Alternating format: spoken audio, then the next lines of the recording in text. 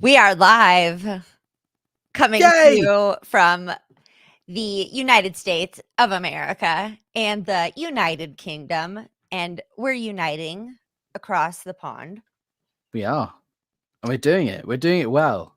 We're not doing Scientology this time. No, Alex made such a cool song, and um, it'll.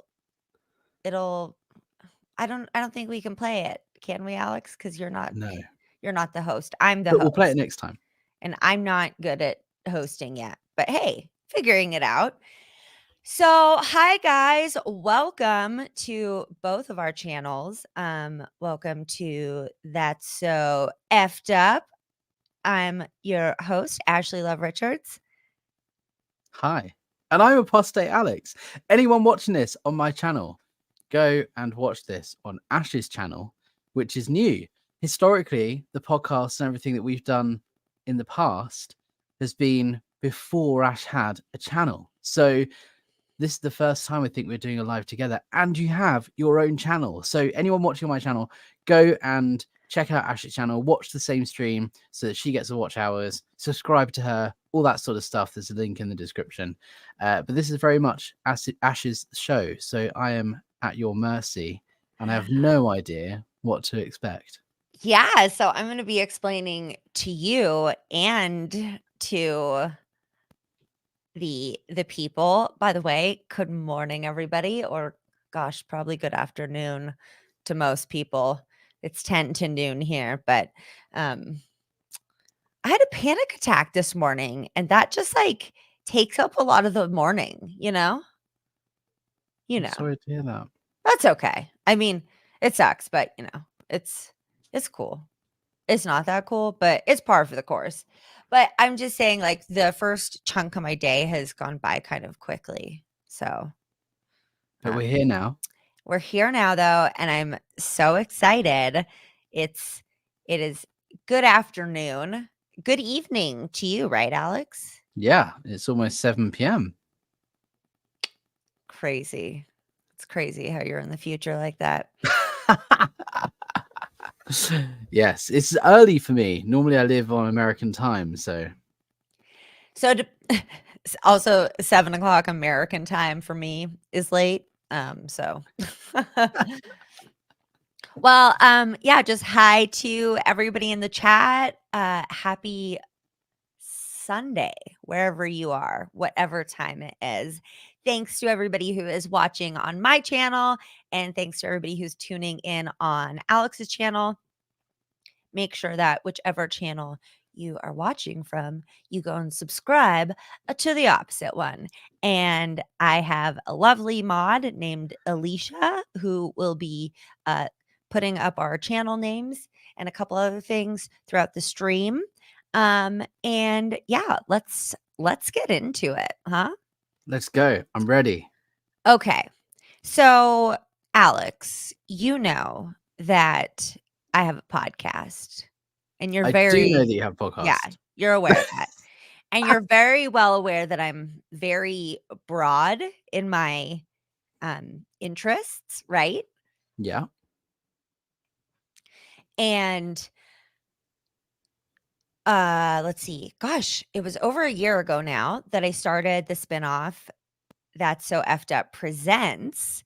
And every month I present a new kind of topic, and we dive into that over the course of a month. It's super fun, very random. Let's see, what did we do most recently? Fairy tale blankery, starts with an F. Trying to abide by the YouTube rules. Although I know we're 4 minutes in, but I'm just trying to be better. Let's play it safe. Just try to be better every day, Alex. I think that's like Always. all we can do, right? So it's speaking of being better every day. Yeah, so I started the spinoff, and then you and I started doing our thing. Ash and Alex do Scientology. And then uh, and then I started the YouTube channel, and I was like, "Oh my gosh, I'm gonna do a weekly segment where I cook, and I'm gonna do a weekly segment where I do a live podcast, and a weekly segment where I talk about mental health." And then, after doing that for, like, a few weeks, plus a bunch of other stuff, I was like, "Oh, Ashley, you've gone and pulled a classic Ashley and have done way too much, bitten off way more than you can chew." So now I'm having to, like, totally backtrack, and to all of my viewers who have been supporting my segments, thanks so much for watching. They're gonna become a little more irregular now because I realized that weekly was a little bit too much for me. It's very easy for YouTube to consume all of your life. So I'm glad you're not backtracking, but taking a step back and focusing on what's important. Yeah, I was so excited and I was having so much fun, and then also, like, I was noticing, just signs of, like, my mental health not being as good, and started realizing, okay, yes, exactly like Brian just said, like, I need to know my limitations, and, I've gotten better at that, but I still sometimes have to, like, fuck up and then make my way back, So I was like, Yeah. "Ugh, you tried to do too much, Ashley." And, it was cool, but I'm gonna do a couple more and then reel it back.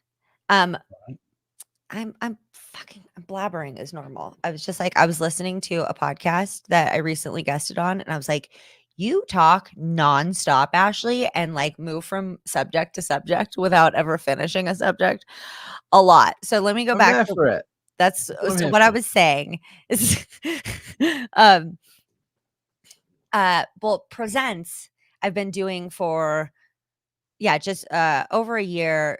Last month, we did fairy tales. The month before that, we looked into Christian fundamentalism. The month before that, I I don't know, we talked about MLMs, was that a I presents was thing? gonna say I was gonna say maybe Yeah. MLMs. They're pretty all over the place. It's really fun, and actually, this month, starting on Tuesday, the 12th, Tuesday, December 12th, the That's So Fucked Up presents season 90s nostalgia or nostalgic 90s. I don't remember the title. Is coming out. So that's super excited. We're starting out with Monica Lewinsky. Um, a big thing that I learned while doing this season is that women were treated really terribly in the 90s. I mean, it's not amazing now. It's getting better, but, like, woof, in the 90s, it's just And the media and not just in the 90s, Ash. I mean, it's kind of been a thing historically that's been going on for a very long time. yeah, I think the 90s were bad, but it's definitely been worse and been bad for a long period of time. But yes, I know what you mean. it Women were definitely objectified, and there was a lot of pressure in society on looks and being skinny, size zero, and all of this. And it was global media being so huge with magazines. Like it was, yeah, not a nice time. well, and I was like, "Oh, this is gonna be such a fun season," and we did Monica Lewinsky, and, she was, like, the first person to be cyberbullied, essentially, like, the first major victim of cyberbullying, and then we covered Tanya Harding, which was also I was like, "That'll be fun," and it was just kind of a bummer. Anyways, it was, I mean, not a lot that we talk about on the show is super fun, but usually it's I was like, "Oh, this will be light," and then I was just like, "Man, it's not as light as I thought." People Mm. were super mean, um, they still are, but Yeah. Monica Lewinsky and Tanya Harding got treated really, really meanly, and I don't think that Tanya Harding was perfect. I think that, they're Could she have done some things differently? Sure, but she was an abuse victim, fucking from day one. Her story is really sad. So, um, that's what's going on in December, and in January, here we come, Alex. Alex is my co-host, and I don't have a catchy name yet. Shoot, that's usually like the first thing I come up with is um the like a really cool title for the season. Ash and Alex do human experiment. No, that's bad. Let's not call it that because we're not doing human experiments. Ash and We're just Alex talking do unethical human experiments. They'll probably get attention. Ash and Alex dissect human experiments. Well, it has to be That's So Fucked Up presents something. So Guys in the chat, come up with a name for it. yeah, alliteration is my favorite. And what we're going to be talking about today, Alex and I, is a little bit about what is going to be coming up in that season because I'm super excited. And I can't wait to ask you if you've heard any of this stuff. And I thought that Alex was a perfect person to talk with this stuff about because I guess upon trying to find my 4 stories for the season, I realized that what I'm really interested in is psychological experiments. Um, so and a lot of it is well, the 2 stories that I was most interested in are very much stories of groupthink going very wrong. And just how easy it can be for people to conform to something that would be normally out of their morals and values. So it was interesting because Alex, you were like, "Oh, we should talk about." You say it. We should talk about, that period of time in the 40s when a very Or that well-known that Hale H guy, that guy, when he was doing his thing and he had his soldiers, right? yeah. Alex was like, "We should talk about them." And I was like, "Funny because that's kind of our first topic." So, have you heard, and we're not actually going to go deeply into it, you guys, because this is just a little taster. Actually, Alex and I are recording the full episode soon. So I'm also giving Alex a little tease. So, Alex, you better. I was going to say, you better act excited whether you are or not. But I was like, that sounds bad. It probably only, you know what I was going to say? It probably only sounds bad to me because I have a dirty mind, but you know what? Somebody else in the chat would have said it. They would have said No, it. I'm excited. I'm ready. I'm ready for you to tease me and, you know, Oh my god. Okay. tickle my fancy. I can't wait to get into it. I'm gonna tickle the shit out of your fancy. Let's go. Pip pip cheerio, Alex. Cheerio. Let's go. Okay. So, you guys raise your hand. And that just means give any emoji in the comments if you've heard of the third wave, not the third wave of feminism, but the third wave, the high school experiment in the 60s that happened in Palo Alto, California that went very, very wrong. No, Alex?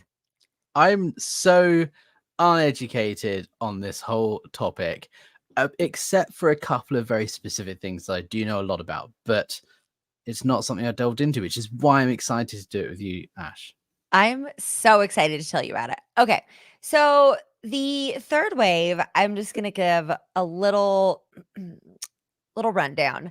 It was an experiment conducted by a history teacher in Palo Alto, California at the Cubberley High School, and his name was Ron Jones. And the third wave was an experiment that he created in 1967 with his I think they were a sophomore class, because I watched a documentary where they talk about some of the kids who were in the class, and they talk about how they heard older kids talking about how like this was going to revolutionize things, and how they were being kind of influenced a little bit too by the hearing the older kids talk about it, because it's really, really crazy. Basically, it started off as, he was planning on doing a one-day experiment, uh, and showing how easy it would be for, a dictatorship to happen, or a fascist government to come into power. And so on the first day, he gets his students to just start working on their posture. He's like, "Okay, you guys, like, let's we're going to work on our posture, because it'll help you breathe better, and athletes do this." And so it just starts as like working on their posture, and then he's doing activities with them where they're doing drills outside, and he and like they'll be kind of like disorganized, and then they have to run back into the room and like get back in their chairs and be sitting at posture. And his first he writes on the board, strength through discipline, and throughout the days it changes to strength through community, and strength through some other shit I'm not going to tell you. And basically, the next day he comes to school, and he had just planned on it being a one day kind of experiment, but the kids were all there, like, sitting upright at attention. And basically this turned into like almost a week and a half. It was 6 days, so I think it happened over like probably a 5-day school week, and then like went on into Monday. And the almost the entire school, it just was this kind of group think thing, where it was also, ar- around the time where, you know, Vietnam War was looming, and Black Panthers were around, and all of these groups were kind of forming. People were really scared, and as we know, in times of social unrest, it's really easy for people to kind of form up. So he kind of like just took, and the thing is it wasn't, unfortunately, a proper experiment, because there wasn't a control group. He didn't There was no actual study written about it or anything after that. He told the students that their grades would be dependent upon how much they participated. So if you were a super active party member, you would get an A. Passive party members would get a C. If you tried to revolt, but it was unsuccessful, you would fail. But if you had a successful revolt, you would get an A. So, and then he also said that very he said that he got very much into the experiment. He said, quote, "I thought it would be a one-day exercise. It turned out to be a one-week exercise in terror. My ego was inflated, and my sense of power and control was elevated, and I liked it. That's the problem." That's the question I was going to ask. Is who's the guy doing this? Like, what's the theory behind it? Was he just was he trying to teach his students a lesson? Was he like Yeah. genuinely going in with good intentions, or was this guy some like egomaniac that just wanted to control these people from the offset?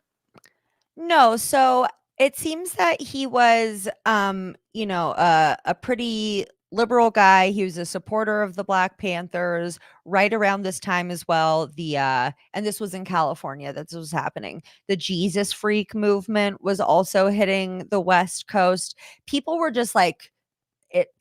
There was so And much social 1960s, right? unrest. So 1960s, Yeah, just Scientology as well was booming. people were like looking for something to grab onto, and so he becomes like this dictator. Everybody said they had known him as this really caring and charismatic teacher who suddenly just became really authoritative. He said, "Don't call me Ron, you call me Mr. Jones."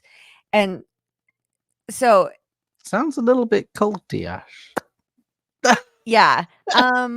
So that's actually going to be our first episode, is I'm going to go deeply into that story. And it is wild. So to answer your question, he, students in the documentary said that he would have pretty controversial speakers come into class. And I was like, did he have a Black Panther or anybody come in? Because they said that he had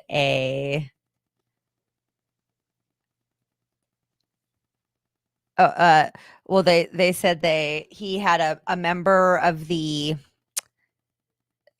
white loving party of America, Mm, mm. You guys, I still don't know what I can say. They I know said you. that he brought in a communist, a Klansman. So I'm like, I don't know, like what was he just trying to show all the sides, or then he started this schmachi experiment, and like it's just, I don't know. I don't Mm. know what were his intentions, because he did not go into it like super scientifically, like having a control group and stuff. He went about it unethically, telling the kids that their grades would depend upon how involved they were. Um, so I just think that that's like definitely important to note.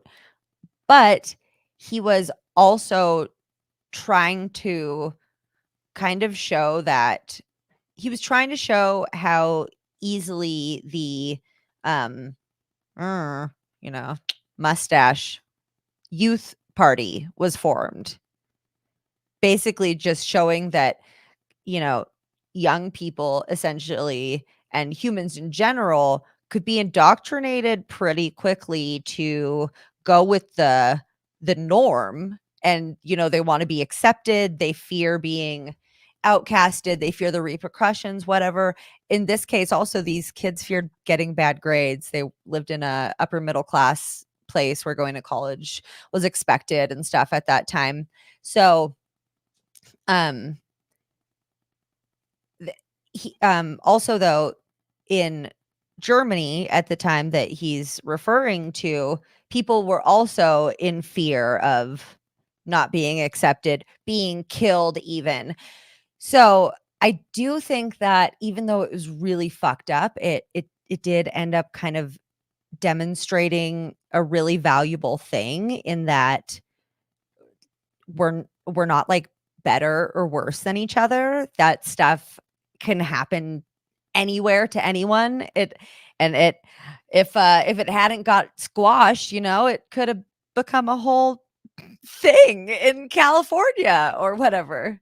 Yeah, and it's also taking advantage of people in a vulnerable state, right? As a child, you are vulnerable because you're still learning, you're growing, you're developing. And so, that's how a lot of these cults and coercive groups and all this sort of stuff, that's how they become so effective, because they prey on people who are going through a vulnerable moment in their life, whether that be, some traumatic experience or loss or whatever, grief at some point as an adult, or as a child, and that's one of the things that Scientology and cults are, it makes it so harmful and damaging, because if they get you while you're young, it's a lot your brain is a lot more malleable. It's a lot easier to shape your way of thinking to match and conform with the group mentality, which is much more damaging when you're younger, because as a teenager or as a child, you're still developing your neural pathways. So if you are in a group, a cult, a coercive group, or something like this, the long-term impacts of that is potentially worse than if you are an adult and you've already had your neural pathways kind of set and developed and that sort of thing.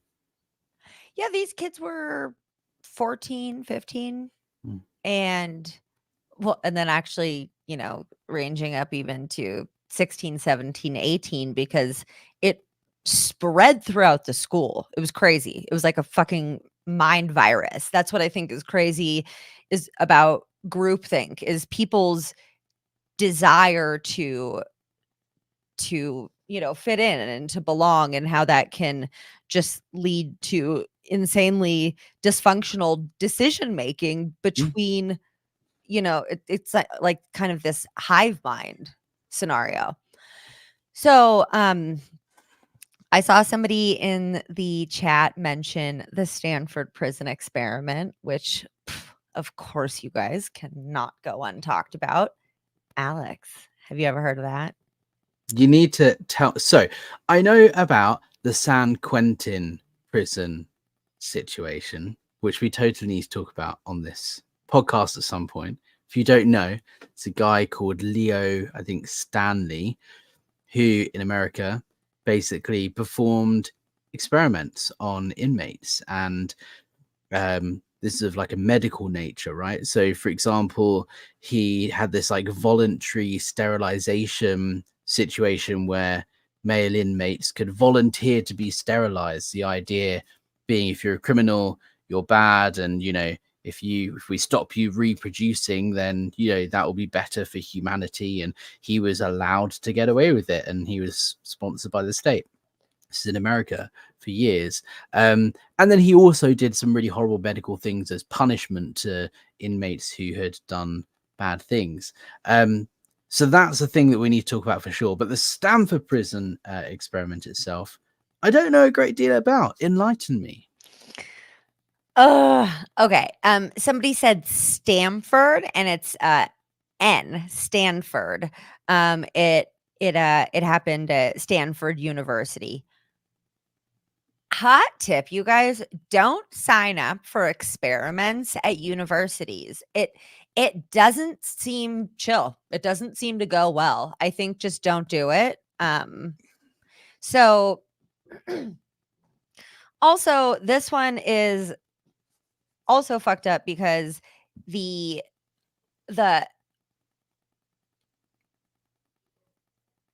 results are undeniably very interesting, and I think that regardless of his inserting himself too much, and I'm referring to Philip Zimbardo, who was the Stanford professor who ran this experiment, but again, by him just inserting himself into it way too much, it wasn't ran as an ethical experiment, and so it doesn't it does get referred to a lot, but also it gets a ton of flack for not being like a true experiment, because What I don't understand is how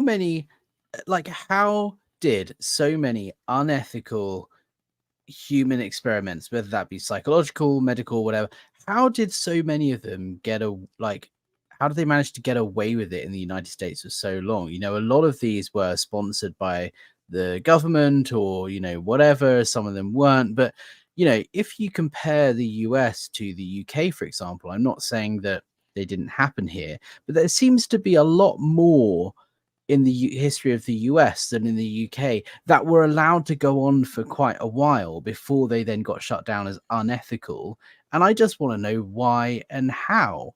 that happened. You know, there was one case, I can't remember when it was, I think it was in the 60s or 70s or something, where the US government literally what was it, they spread like a bacteria, they put bacteria in like the air conditioning system for like the New York subway deliberately, so that a bunch of New York citizens would get this disease that wasn't going to kill them or whatever. It just, you know, the flu or something really simple like that. But they deliberately put it in the air vents, and just as an experiment to see how vulnerable, you know, people using the subway in New York were to a biochemical attack of some description. So they deliberately did this. People didn't know about it, and it was ultimately fine. No one got particularly harmed by it. But it's like, is that really ethical to just do an experiment on your own people like that without them even knowing, with the justification that, well, it allows us to see how vulnerable people are? Well, look, it's obvious to see how vulnerable the subway system is, because the problem isn't actually doing it. The problem is how easy it is to get something like that into the the airways of the anyway. I don't understand. Well, the thing is, it's crazy. I mean, we're getting, yeah, Brian said MK Ultra, which I was Yeah. actually just looking into my episodes to see when I covered MK Ultra, because oh, okay, so I actually covered it in June of 2023, this year. So like 6 months ago. So I have an episode on MK Ultra, y'all, that is on the podcast. Um somebody else mentioned, yeah, they separated, this was some sort of, I think like a university study as well. They separated 3 triplets at birth to see if those triplets would suffer from anxiety, and then they found each other later in life and were like, what the fuck, and we're pretty traumatized about it. It's terrible. CO Bilf brought up a lot of unethical experiments in the US at places like Willowbrook. Yeah, so Willowbrook was a state mental institution, Alex, and they experimented, and like just crazy horrid abuses happened there. And oh my god, the military has a long track record of um experimenting on their own people. Like Mm. so there's one that I think I'm probably going to talk about as the last one. It was called the Edgewood experiments, where they had these men in the army volunteer for, they said something pretty non-nefarious. And at the time, the race was on to try to, mind control. I think it was probably during like the 50s. The 50s and well, 50s, 60s, man, shit was crazy. But so they ended up drugging the fuck out of these guys, and in cases making them hallucinate for days on end, and with a lot of dire consequences to a lot of these men. The United States has a vast history of Mm. doing terrible, terrible things to its own people. It's great. Oh my gosh. Alex, like there are so many that I could tell you about when I was researching. I was just like, Jesus. But back to the Stanford prison experiment. It was a psychological experiment that happened in August of 1971. And it was supposed to be 2 weeks long, but it actually got cut short to a week because shit got so out of control. Basically, they divided they divided a group of like young men into 2 different groups, and one group of men were going to be prisoners, and one of them were going to be, and the other group was going to be prison guards. And it ended up, I'm not going to get into it, but basically people started taking their roles very seriously. The guards became quite abusive. The the prisoners became quite compliant. They could have technically, if they really wanted to, said, "Hey, let me the fuck out of here. This isn't cool." But it's so crazy how people will just believe that they're stuck somewhere. And I know that happens like in Scientology, where you're not technically like locked in that room, right? Like they're not gonna, well, I mean, I even heard somebody was saying that they just went to like an orientation, get taken from like room to room to room, and they said at one point they started feeling really freaked out, like they were like, I don't feel like we can leave. Yeah. I think Yeah, it's like when I was on staff, for example, I went to, obviously there are situations where people literally physically can't leave. The Gold Base, International Base over in California, there's barbed wire and stuff, so people physically cannot leave. But for the average class 5 staff member who works at a Church of Scientology in a city like me, I lived at home, I traveled into work every day and traveled back at the end of the day. There was nothing physically stopping me from just walking out the door and never coming back again. I did do that once, and they came to my house and tried to convince me to go back, and then I did go back the next day. It's called a blow drill. But the physical limitations were much lower than people in the Sea Org at the international base, for example. But the mental barriers are very much there, and you feel like you can't leave, and you feel like you're part of this thing, and this is the way you have to do things. And the psychological game that is played is much harsher, I would say, than a non-coercive group or cult, right? yeah, and no, shit just got really out of control with this one. And like I said, the study and Zimbardo have gotten a lot of flack for it not being a proper study, because in a proper scientific experiment, there should be control groups. The researcher should not be influencing the study and like a part of it. I Was he like actually, involved? Was he running the show? yeah, I'm not going to give too much away, but he was like fully in it with them. Wow. Like the Yeah, human centipede. I've never seen that because it Oh my God, looks Ash. way too The human centipede's disturbing. wild, but this whole series is mad, because the first one is about a doctor who does this experiment right on these people, and we all know the whole concept of it. But the second film is even worse, because the second film is about someone who watches the first film and becomes obsessed with it, and then decides to do it himself based on watching the first. It was so wild. But the whole concept is, yeah, this doctor has this strange sick fantasy, and you know gets these people in and does this experiment on them just for his own personal curiosity. It's disgusting.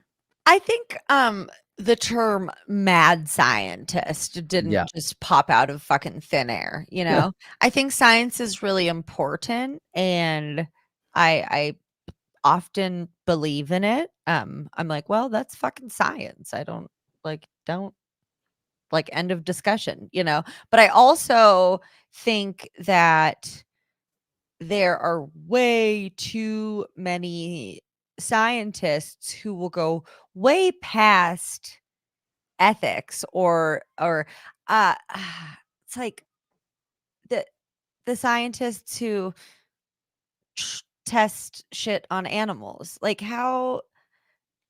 I think how that's the question, isn't it? It's like, science is all about testing, experimenting, looking at theories and finding out and there's a lot of trial and error, and there's mathematics, and all of this is all really, really important and really valuable. But the question of ethics is also super, super important. And, there are a small number of scientists who, don't have that ethical boundary and those limits and so on. And it's a shame, because they're, the impact of their work can be very damaging. But I think ultimately, science experiments are important, and there's a way of doing things ethically to get the results that you need, even if it takes longer or you have to do certain things differently or whatever, you know. Yeah. And before anybody is like, "Oh, well, do you use shit that's not tested on animals?" Yeah, to the best of my ability. Like, I'm not perfect, but I definitely look for that in when I'm buying. Luckily, I don't really buy a lot of cosmetics, but, like, my hair dye is always vegan, cruelty-free, like, non-animal tested. You I can think fucking figure out if the hair dye works without, putting it in a bunny's eye. yeah, that's the question of ethics, right? There are certain things that you have to, like, without testing on animals, the your life may be at risk. For example, anti-venom. If you get bitten by a snake or a spider or something, in order to develop the anti-venom, one of the most common ways of doing that is through using horses. So they would, if there's a snake, for example, they would Mhm. literally put a tiny amount of the venom into a horse, not enough to make them sick or whatever, but just over time to build up the antibodies.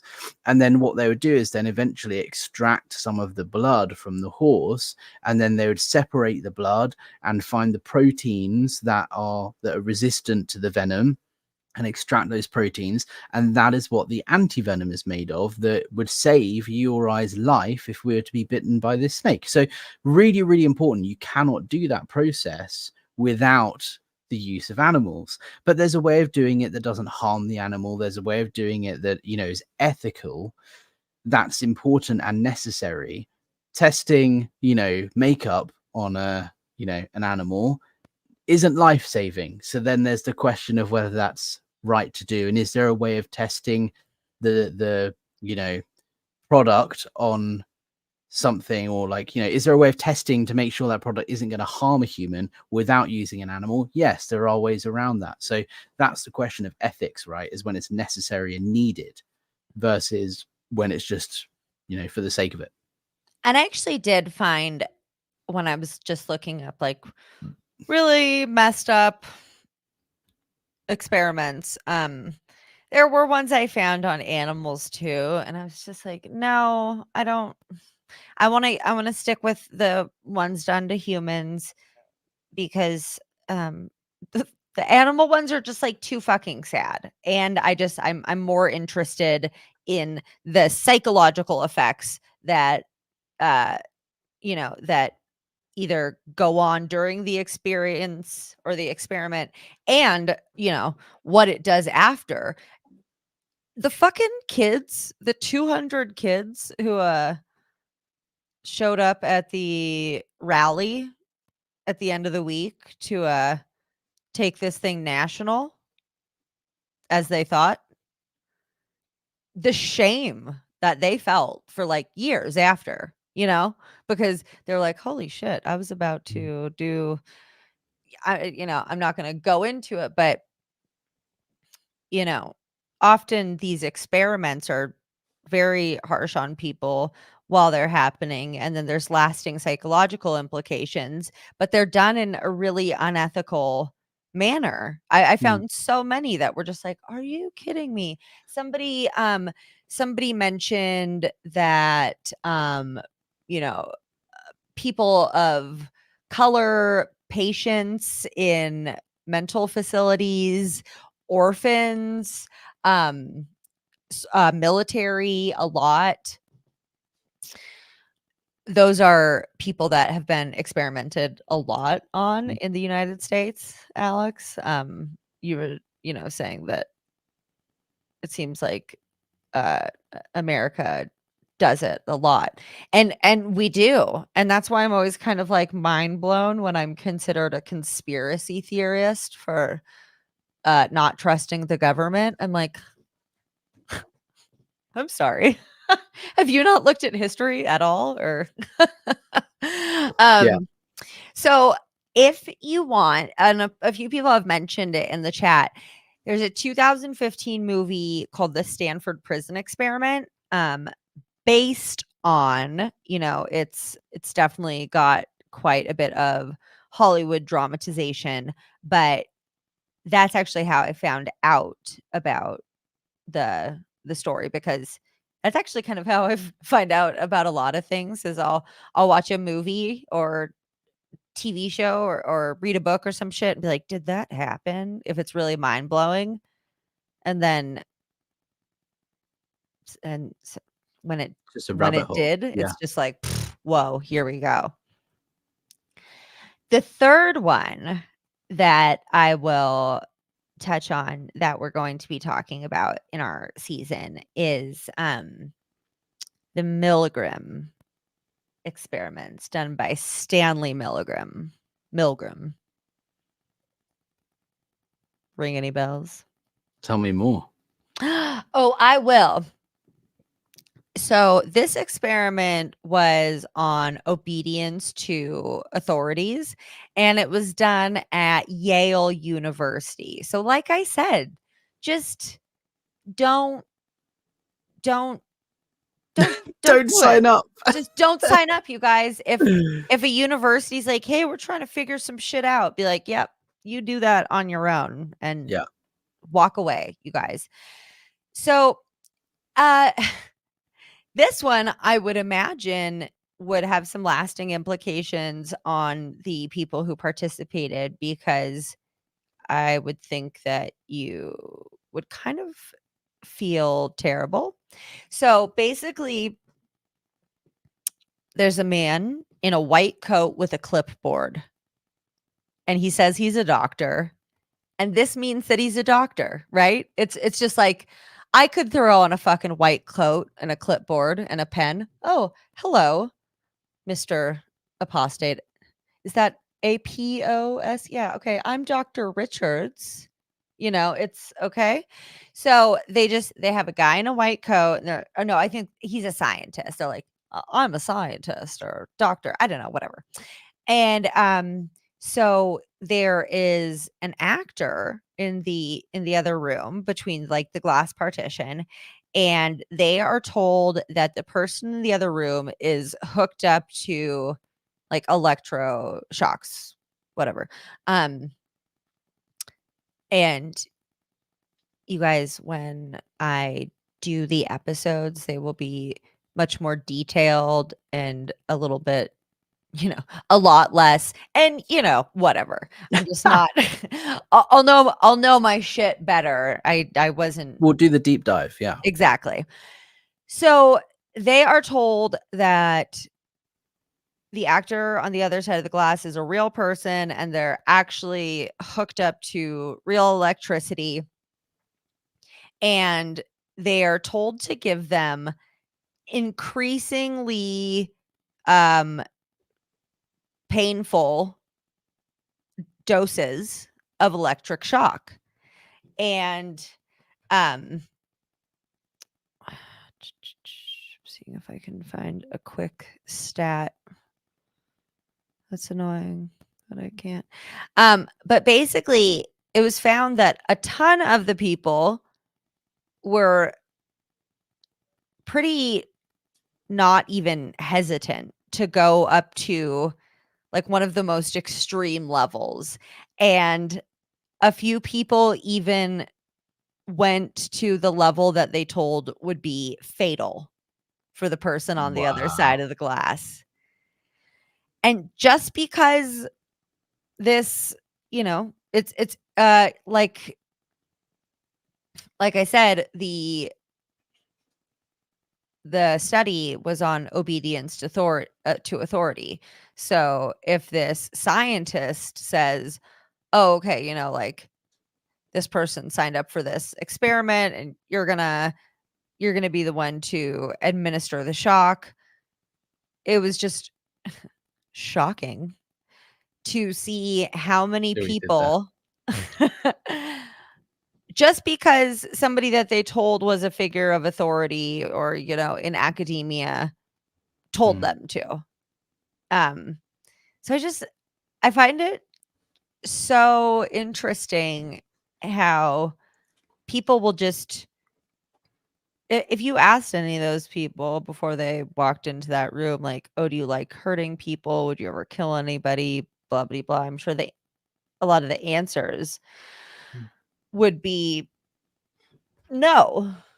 But then, so I just think, I mean, if you think about just the connection through all the studies that I just talked about, I guess they're all a little bit, I guess I suppose they're all sort of in the realm of looking at obedience to authority and groupthink and that kind of thing. Yeah, I think it's fascinating, like the way the brain thinks, right? There are some fascinating social experiments that you can see on YouTube that are totally ethical, that are really interesting just to see how people's brains work. You know, for example, there's one, can't remember the name of it, but you know, everyone's in a room and there's one person or two people who are the, you know, testees, the people who are there, and everyone else is an actor. And you know, they're given a piece of information, so they're shown a picture, you know, and it's the color is blue, and then they ask, you know, what, raise your hand if the color you were shown was blue, and raise your hand if it was green, right? And all of the actors are told to raise their hand, you know, for the wrong color. And the people who are the actual testees, you know, most of the time will agree with the rest of the room, even though they know that it's wrong. And it's little things like that I find it's fascinating, because that group think, there's that doubt in your brain that you're like, oh, you know, I'm pretty sure it was blue, but everyone else is saying it's green, so maybe I'm wrong. Yeah. Maybe you know, I'll go with It's what they probably say. me. Yeah, Yeah. it's probably me. That I find that whole, the way, you know, the mind works, fascinating. Have you seen the one where I think it was actually just like a prank show, but everybody in the elevator is facing the back of the elevator and the person gets on and is like, Oh, it just turns around. and so they turn around too. It's so Yeah. good. Yeah, but I think it really ties into, you know, controlling coercive groups and Mhm. cults and stuff too. It's just kind of how people will do things that they think they wouldn't do, that Yeah. would normally be out of their boundaries or ethics. Mhm. But when an authoritative figure tells them to do something or the whole group is doing something, people are pretty fucking quick to Yeah. fall in line. It's kind of been shown. I mean, the experiments have been replicated and, you know, they've had varying results, but it's been pretty shown throughout a lot of experiments done psychologically that people generally so much want and need to belong and feel the need to conform because it's so uh ingrained in us to go with the group, because if you go back to caveman times, being having the group out you, or what's it called when they kick you out? Like ostracized or Yes, when they excommunicated. ostracize you, Yeah. excommunicate you, back in the day, that meant death, like, you Mm. couldn't survive on your own. So it's actually very instinctual as humans that we feel very strong desire to, and it's hard to not conform, right? I mean, you've been emo for years now, like, it's not just a phase, mom, you It's not a know, like phase. wearing all black and getting up in the morning and just like being bummed, like it takes work, okay? You know? No, I didn't tell you I like some emo now. Um yeah, but you know, everybody wants to belong, and then even the people who, you know, want to go against the grain and they side swoop their hair and, you know, um even they belong to a group, you know? I Yeah. think even It's identity, isn't it? You want to find A, an identity, a B, a sense of worth, and a sense of belonging. You know, everyone's looking for that in some way, shape, or And form. a sense of order, because the Yeah. world feels so crazy, because it fucking is. And it's easier to be a part of a group where the decision is made for you, whatever that is, whether it's, you know, a group of friends going to the gym, or, you know, a lunch club or whatever. Like, you know, it makes it easier if you're part of a group and then you collectively decide, okay, you know, on Wednesdays, we're going to wear pink. Okay, great. Well, now I don't need to worry about what I'm going to wear on Wednesdays because the decision's already been made. So it makes life easier. It's lazy, but it's easier. And that's so much a part of the way humans think.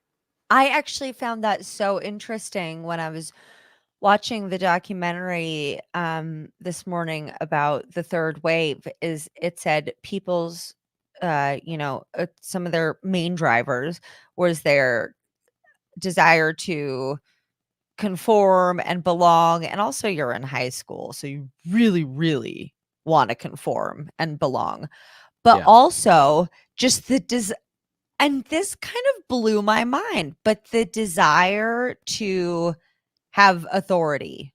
Like, people ultimately seem to kind of like want to be told what to do. Yeah. Because it's easier. You know, it's easier to have a decision made for you than to make your decision yourself. You know, and we're talking here in broad generalities. We're not saying everybody on every topic, on every decision, but as a general rule of thumb, the human species likes to conform to a group and, you know, to follow the norm. The funny thing is, it's up to us to what the norm is. You know, society determines what's right and what's wrong, what's moral, what's immoral, ethical, unethical. We as a group decide that, but then we're setting our own rules that we're then following, because again, it's easy. You know, Yeah. fascinating. I can't wait for this series, Ash. It's going to be It's really gonna be exciting. so fun. See, Yeah, as someone who, dealt with, like, childhood neglect and abandonment, um, and had to, like, learn how to do everything kind of by myself, I wanna fucking throat punch people when they try to tell me what to do. I'm like, "Oh, I'm sorry, who the fuck are you?" Like, I get, like, crazy defensive. yeah, Um, so so that part of it, it's like the conforming and belonging, like, I get that. Who wants to be lonely? Like, I might be like, "I hate people, I love being by myself," but then, like, I cry at night sometimes, you know? So it's like, really? You always look all sad when I make jokes because you know there's some seriousness to them. I'm like, "No, I'm being funny, Alex." You're like, "I know you do cry at night sometimes though, Ashley." I'm like, but we all do, you we know, all and that's the do. thing. Being vulnerable and being open and honest is important. You know, it's Yeah. funny to joke about these things, but also let's not gloss over the fact that that is a very real reality for a lot of people. Yeah. You know, it's funny to joke about it, but also it's serious. My therapist might say that, it's a defense mechanism of Yeah. mine just to make jokes. Weird with my podcast and all. Um, well, yeah, you guys, we are going to head out because we actually are going to go Record an episode. record Yeah, that episode about the third wave. So sorry, guys, you have to wait, but Alex gets to hear about it right now. I Um, can't wait. real quick, we got a few things. Pup Gruber said, real quick question. Did you fear going live, and how did you get over that fear? I think we could both answer that, Alex. Wait, are these start? Do you want to bring them up on the screen so Oh, we can see them? sure, Yes. that's a great idea. Did you fear going live, and how do you get over that fear? Me, no. Generally not. I don't have that, unfortunately, because I've always been quite good at public speaking, and you know, I'm quite lucky in that sense. But I do know that a lot of people do get a bit nervous, and you know, it's totally natural and totally normal to do that. I think I used to get pretty nervous when we did our lives. Yeah, but you once the more you did it, the more you became comfortable with it, and you know, I Yeah. think that's the thing. Once you're used to it. I It's used to be easier. really self-conscious about my facial expressions, and then I just decided to get over that, and now it's cool. And now we joke about it. I love it. Yeah. Selena says, "This is why we get sent to school during our most impressionable years, so we learn how to be good citizens and worker bees." Absolutely. Well Yes. said. Mhm. Yeah, Brian brought up the Tuskegee Institute experiments, which I've read a lot about. They told black men they either infected. I did read that part's not true, so I'm not actually sure if they purposely infected black men with syphilis or they just told black men with syphilis that they were treating them, but they weren't. That was a fucking insane one. And yeah, there's quite a few. The Psychopath Test by John Ronson covers all of these contemporary. That was from shit. RoboTube. Okay, you got it. There we go. Contemporaneously, the experiments discussed in John Ronson's The Men Who Stare at Goats were also being conducted different times. Yeah, so did you ever see that movie, No, Alex? I need to though. It's on my list. Yeah. Well, you were probably in Scientology when it came out. Probably. um, no, but it's I thought it was fiction, but they were when they were trying to do mind control, everything and anything was on the table. Wow. Yeah, somebody else mentioned that. Sophia says it's a doctor's research project. You should trust it. Sorry, ever heard of Mangala? I will ask questions.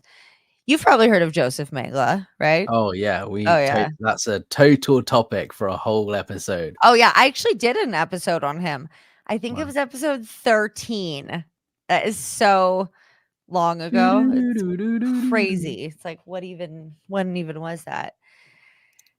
Natalie said, "I think in some ways the findings of Milgram's shock experiments explain people in cults enforcing horrible things in cults." Yeah. Absolutely. And there's that the line is always blurred, isn't it, between being a victim and being, you know, an abuser yourself. I recruited a lot of people into Scientology. That was my job, selling books, right? I am responsible for people who are currently in Scientology to this very day because I recruited them. I sold them a book. But ultimately, at the time, I thought that was the right thing to do. I thought I was helping them. So there's an element of me being a victim, but also me being the one responsible for other people's suffering. And that's part of the recovery process, is like, coming to terms with that and figuring out how you feel about it, and addressing guilt and shame and all this other stuff.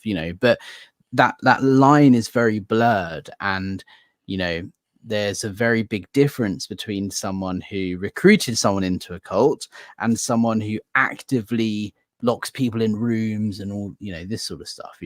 That's, yes, those people who are doing that are victims, but for me, I have slightly less sympathy for those people because they are generally nasty, horrible people doing those things. And that's the line, isn't it, between where your victimhood is outweighed by your nastiness or narcissism or, unethical behavior as a horrible human being. So fascinating topic. I think that's obviously what you're describing. Something that a lot of people struggle with when they come out of coercive groups is Mhm. moral injury, where not only have you been traumatized and had these terrible things happen to you, but you've also done things to other people that you feel guilt and shame for. So not only are you wrestling with like the anger and resentment and loneliness and all of the things that come with leaving a group, Alex, you could explain more in depth. But then you're also dealing with the fact that, like you said, you sold people the book. Like there are Yeah. some people today who are still in there because you approached them and said, "Hey, this is going to change your life in a super great way." Absolutely. So I'm really excited to, stay cult adjacent, but do something a little different right now with the group think stuff. I think it's gonna be Yeah. really fun. So you guys make sure that you subscribe to the podcast. That's where the series will primarily live. That's So Fucked Up, anywhere you find your podcasts. And make sure to subscribe to my channel. If you're over on Alex's channel, it's at TSFU the podcast live. You can find all the socials at TSFU the podcast. And can we get Alex's banner up? I have a banner. Oh my god, how exciting. Yeah. That's great. Yeah, look, guys, anyone watching on my channel, please go and, give Ash some YouTube SPTV love, subscribe, like, comment, share, all that sort of stuff.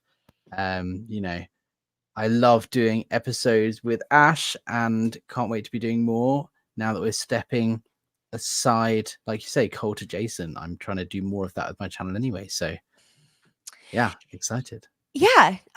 It's awesome. I love to dive into the psychology of why people are doing what they're doing, how they're ending up where they are, and excited to do more of that with you guys. So, thanks so much for tuning in. Make sure to hit the like button. Pew pew. Look, I'm a YouTuber now. Subscribe, comment, all that good stuff, and have a great Sunday, guys. Bye. Bye.